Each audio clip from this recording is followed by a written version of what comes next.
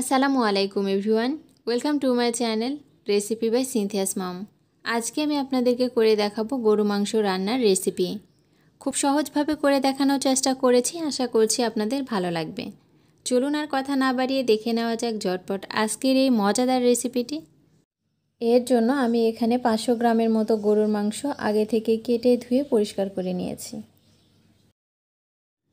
এবার এর মধ্যে একটা তেজপাতা দিয়ে নিলাম, 2টা কালো এলাচ দিয়ে নিলাম, 2 টুকরা দারচিনি দিয়ে নিলাম, 3 টুকরা সবুজ এলাচ দিয়ে নিলাম, 4টা লং দিয়ে নিলাম, 5-6টা গোলমরিচ দিয়ে নিলাম,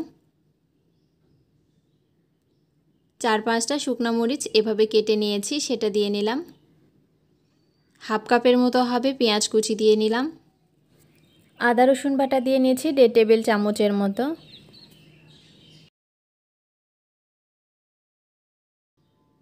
স্বাদ মতো লবণ দিয়ে নিলাম। 1.5 চা চামচের মতো জিরার গুঁড়ো দিয়ে নিলাম। 1 চা চামচে কিছুটা কম হবে হলুদের গুঁড়ো দিয়ে নিলাম। লাল মরিচের গুঁড়ো দিয়ে নিলাম 1 চা চামচ। গরম মশলার গুঁড়ো দিয়ে নিলাম হাফ চামচের কিছুটা বেশি হবে।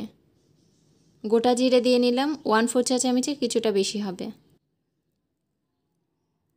এবার সবগুলো উপকরণ একসঙ্গে ভালো মতো মাখিয়ে নেব। আমার মাখিয়ে নেওয়া হয়ে গেছে। এবার আমি এটা আধা ঘন্টার জন্য রেস্টে রেখে দিব, এইভাবে ঢাকনা দিয়ে ঢেকে। ফিরে আসলাম আধা ঘন্টা পরে। এবার একটু নেড়ে নিচ্ছি। আমি মাংসে এখন কোনো পানি ব্যবহার করব না।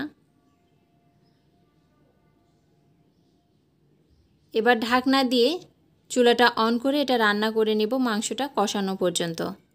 এর মাঝে আমি বেশ কয়েকবার নেড়ে দিয়েছিলাম আর মাংস থেকেও অনেকটা পানি বের হয়েছিল, সেটা দিয়ে আমি কষিয়ে নিয়েছি। দেখতে পাচ্ছেন এখন আমার মাংসটা কষানো হয়ে গেছে। এবার আমি এর মধ্যে ঝোলের জন্য পানি দিয়ে নিচ্ছি। আমি এখানে ফুটন্ত গরম পানি ব্যবহার করেছি, আপনারা চাইলে নর্মাল পানিও দিতে পারেন, তবে আমার কাছে মাংস রান্নার ক্ষেত্রে গরম পানি দিয়ে রান্না করলেই ভালো হয়। এবার ভালো মতো একটু নেড়ে নিচ্ছি।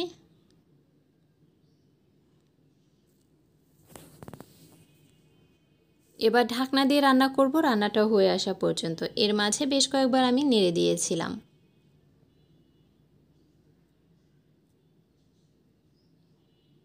এবার এর মধ্যে 1 চা চামচের মতো ভাজা জিরে গুঁড়ো দিয়ে নিলাম।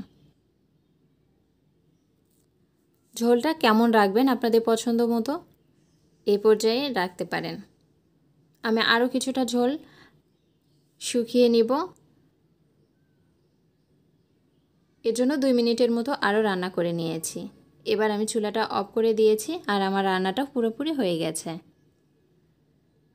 এবার এখানে একটা বাটিতে আমি উঠিয়ে নিয়েছি, দেখতেই পাচ্ছেন।